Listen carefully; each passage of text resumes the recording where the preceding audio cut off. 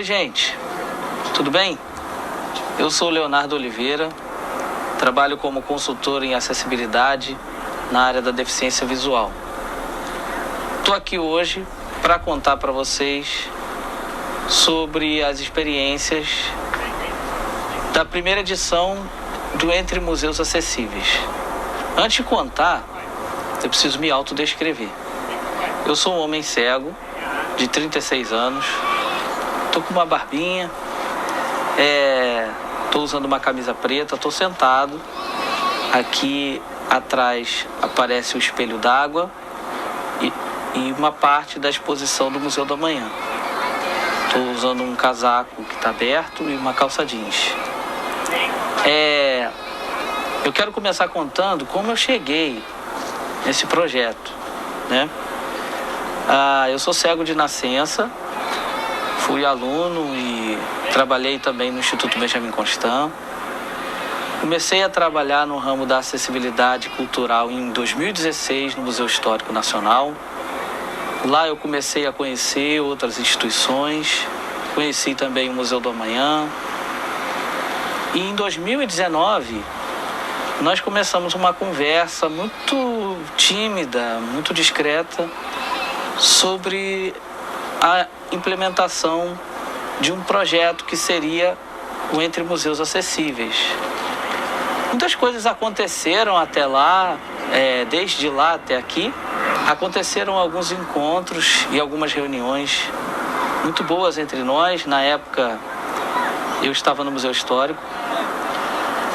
Mas veio a pandemia, outras coisas aconteceram. E por volta de abril, maio de 2022, eu recebi o convite. Fiquei muito honrado com o convite da Camila para fazer parte da comissão do Entre Museus Acessíveis. E aí que eu soube que o projeto tinha ido à frente, porque até onde a gente tinha conseguido conversar, a gente parou sem ter muito rumo, sem saber se ia para frente ou não. Em 2022 eu soube que foi à frente, fiquei muito feliz, muito honrado por fazer parte da comissão, mas ainda sem entender a dimensão, sem entender o impacto, sem entender a repercussão que teria esse projeto. Então, fizemos algumas reuniões de planejamento. Antes da primeira visita, eu coloquei um desafio para mim, que na verdade era nosso, que era como trazer um público, onde encontrar um público que pudesse, nessas condições de horário e dias e locais e acesso, chegar ao Museu do Amanhã e ao Museu da República. Eu tive uma ajuda muito preciosa do Álvaro, do Pedala Junto, que me ajudou e nós montamos um grupo. Depois a Duda chegou também para somar muito nesse grupo. E a gente começou a reunir algumas pessoas e divulgar as visitas. Para minha surpresa, chegou bastante gente nesse grupo. E isso me ajudou a desmentir, na minha cabeça, uma ideia que aos poucos foi sendo incutida de que não existia público de pessoas com deficiência visual para museus aqui no Rio. Eu sei que em outros estados as pessoas se organizam em grupos grandes, pessoas cegas, e vão a museus, a centros culturais, onde elas têm experiências e possibilidades inclusivas e acessíveis. Aqui no Rio, eu ainda não tinha conhecimento disso, de uma coisa constante, de uma coisa duradoura, né? E nós fizemos algumas visitas, reunimos pessoas que vieram dos mais diversos lugares, alguns bem distantes. Pessoas desse grupo que nós montamos, ele é basicamente composto por pessoas cegas que adquiriram a deficiência na idade adulta algumas ainda acompanhadas, né, nos passeios precisam desse acompanhamento, outras não.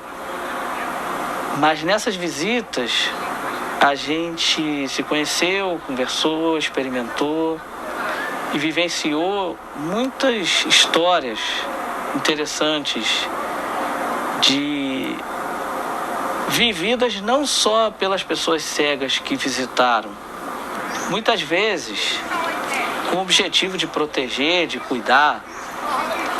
As famílias, muitos familiares de pessoas com deficiência, acabam sendo capacitistas.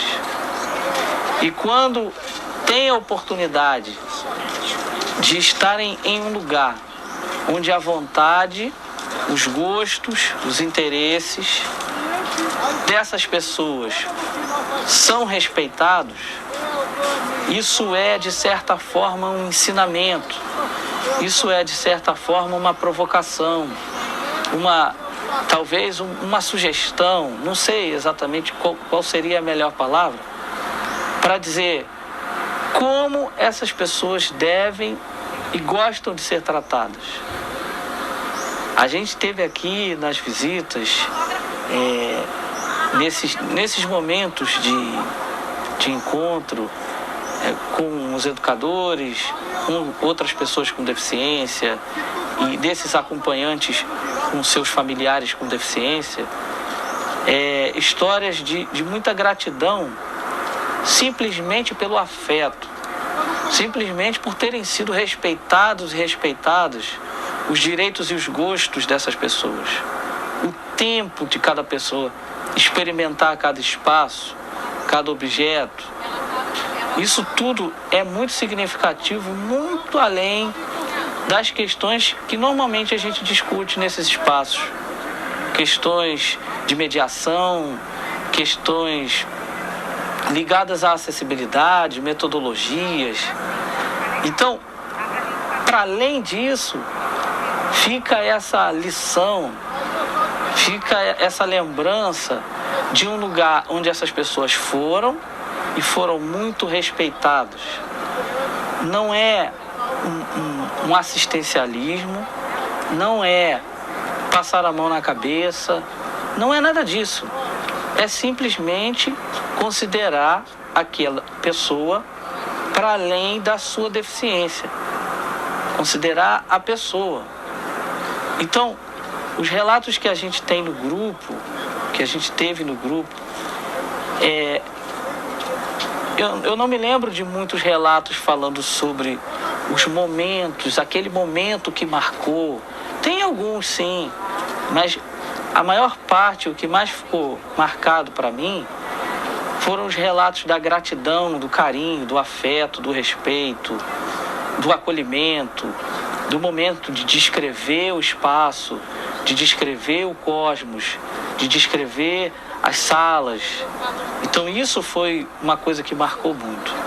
Quando nós nos reunimos para pensar a publicação, foi feita uma pergunta muito interessante que eu queria, já caminhando para a conclusão, tentar sugerir algumas respostas para essa pergunta.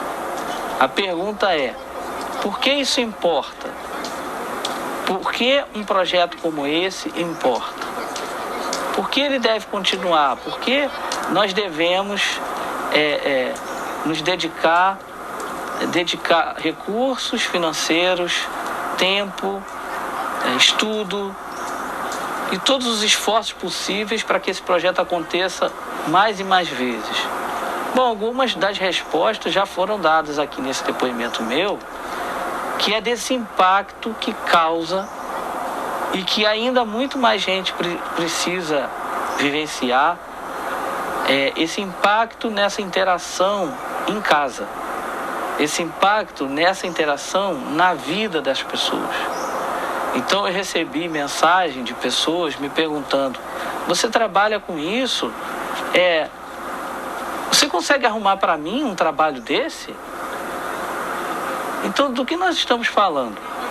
Nós estamos propondo um passeio, uma visita a um museu, a 2 museus e um passeio de bicicleta. Teoricamente, isso seria apenas um lazer. Um lazer. Vamos sair, vamos nos divertir, vamos vivenciar alguma coisa nova. Mas o que a gente está falando agora é de uma mudança de comportamento dentro da sociedade, dentro das famílias e dentro das próprias pessoas, na forma como cada pessoa lida com a deficiência e com o seu familiar com deficiência. E agora nós chegamos a um ponto que é na questão do trabalho. Eu não imagino que quando as reuniões aconteciam, as pessoas pensavam, bom, vamos abrir aqui uma nova possibilidade de trabalho para pessoas com deficiência. Talvez na cabeça de alguém isso tenha passado, mas não era esse o objetivo. Mas esse pode ser também um objetivo, porque nós precisamos de mais pessoas fazendo consultoria, nós precisamos de mais mediadores e mediadoras com deficiência, nós precisamos ocupar esse espaço, não só como visitantes, mas como pessoas que pensam esses espaços, pessoas que são curadores e curadoras de exposições, pessoas que projetam esses espaços. Então, aí, nesse momento, quando nós chegarmos nesse momento, eu imagino que nós já estaremos em um ponto muito mais elevado dessa discussão de acessibilidade e inclusão de pessoas com deficiência. Algumas dessas respostas já foram dadas nesse depoimento meu, falando sobre o afeto, sobre o enfrentamento do capacitismo, sobre a questão do trabalho, do espaço, da oportunidade para as pessoas com deficiência entrarem, trabalharem, aprenderem e ensinarem. E a última questão para concluir agora, para tentar responder a essa pergunta, por que isso importa, é a questão do público. Essa é uma questão recorrente, que a gente que já está nesse meio há alguns anos, com certeza já ouviu muito. Mas esse público vem, esse público tem interesse, esse público, cadê esse público? A gente faz, não aparece ninguém. Então a questão é, por que não aparece ninguém? É a divulgação? É o acesso? É o preparo? Desde que a instituição se prepare, receba, acolha, estude sobre o tema, tudo isso, as pessoas vêm. Os números do projeto dizem isso. Então você se prepara, recebe, acolhe e as pessoas virão. E quanto mais a gente fizer isso, mais pessoas virão. Então, o meu desejo para o próximo ano, para os próximos anos, é que a gente tenha mais e mais edições do Entre Museus Acessíveis e outros projetos pelo Brasil que levem em conta os interesses, as vontades, os gostos, os tempos das pessoas com deficiência. A pessoa com deficiência seja trazida para o projeto no momento em que ele é pensado e não depois para dizer amém, dizer que está bom, ou até não dizer isso, mas depois que você não pode fazer mais nada pelo projeto. Esse é o meu apelo, com o qual eu me despeço de vocês, desejando novos rumos, novos projetos. A gente já caminhou bastante, sim, estamos caminhando, mas ainda temos muito para caminhar.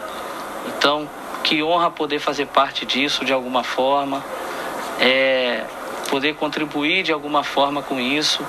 É um privilégio que eu quero que outras pessoas com deficiência também tenham. Tá bom? Um abraço para vocês, gente.